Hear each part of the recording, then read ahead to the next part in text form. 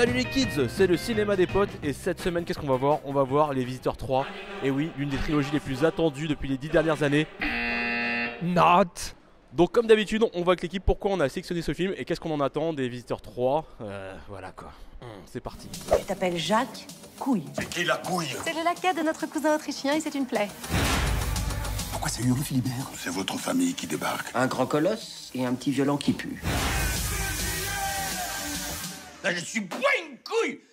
Je suis Jacques Couille la fripouille. On n'en veut pas de cette couille! Salut, moi c'est Guillaume, le guest de la semaine. Alors qu'est-ce que j'attends ou pas des Visiteurs 3?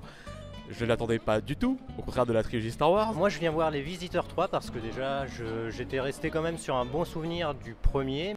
Alors ce que j'attends du film, à la base, c'est qu'on retrouve un peu de la magie du 1, car le 2 avait été un peu décevant. Les Visiteurs, ça fait un peu partie de notre enfance, donc c'est un truc qu'on peut pas ne pas voir, même si on s'attend un peu au pire. Ça fait longtemps que j'avais pas cité, mais mon merdomètre là, le merdomètre, le Maximus merdomètre, il est genre au maximum pour ce film. Avec celui-là, je m'attends un peu au pire, j'y vais un peu avec un scaphandre en fait, en mode bonne plongée dans le caca. Jean-Marie Poiret, ça fait 10 ans qu'il a pas fait de film. Le dernier film je vais en parler, mais le dernier film qu'il a fait, c'était Pas une lumière. Est-ce que je peux ne pas m'exprimer sur Jean-Marie Poiret s'il vous plaît? Et j'attends de voir si c'est si grave que ça ou si c'est ok. Ça faisait longtemps qu'on n'avait pas vu le duo Reno-Clavier.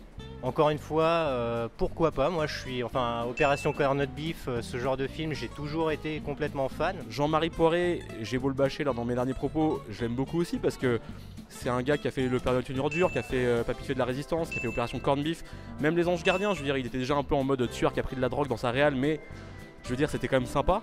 Ma femme s'appelle Maurice, je l'avais trouvé génial.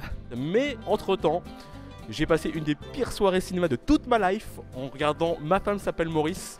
Bah écoute Jean-Marie, j'espère que tu vas me faire rêver, hein. Fais-moi rêver Jean-Marie, c'est le but des films, hein. C'est ça, on y est là. Les Visiteurs 3, tu me fais rêver, tu me fais pas rêver?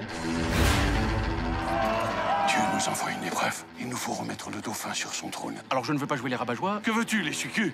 Ce n'est pas gagné.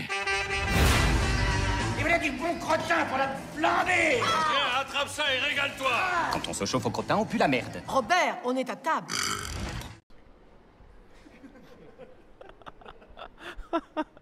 Oh, cette bouffonnerie qu'on vient de voir. Par où commencer Jean-Marie? Là tu m'as... C'est diablerie! Donc voilà, c'était très bizarre. Ouais, c'était une diablerie, voilà, c'est... Qu'est-ce que c'est que ce truc qu'on vient de voir? Mais un truc, c'est presque expérimental. On va essayer de prendre les points positifs. Ce n'est pas gagné. Je trouvais les acteurs pas mauvais, globalement. Je trouve ils défendaient vraiment leur truc comme ils pouvaient et ils faisaient de leur mieux, à l'exception de 2 ou 3 rôles what the fuck au milieu. J'ai quand même senti une certaine nostalgie en revoyant nos deux comparses, même s'ils ont pris un sacré coup de vieux. Alors, bizarrement, au début, j'y ai cru.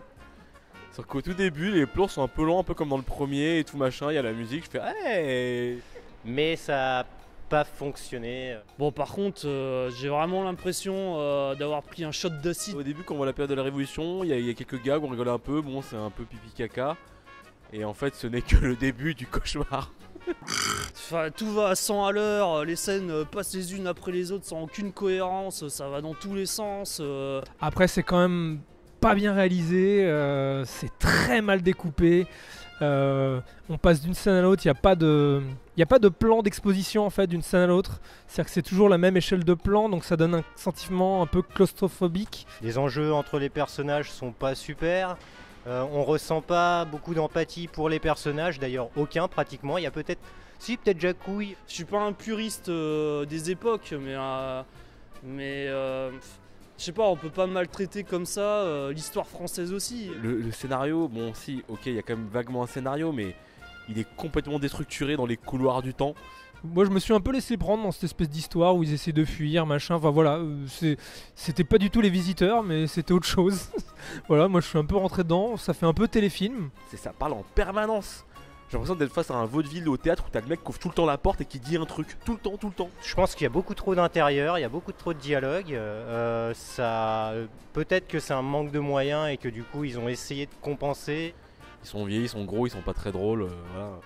Bon, c'est notre lot à tous, hein, mais... Franchement, j'ai essayé de rire. J'ai essayé de rire. Globalement, j'ai pas trop rigolé devant le film. J'étais pas en mode fermé hein, devant le film. Hein. Je l'accueillais à bras ouverts, mais là j'étais un peu. Ouais, c'est pas drôle.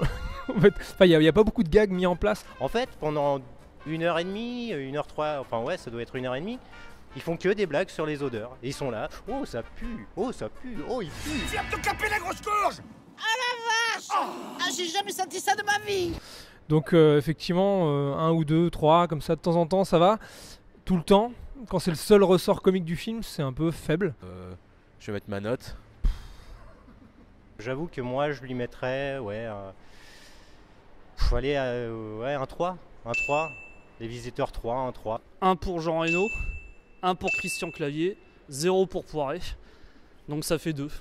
Je crois qu'au final, je vais être le moins sévère, mais je sais pas, ce sera peut-être trop. Je vais lui mettre 3,5. Je vais lui mettre 0,3 sur 10. Comme.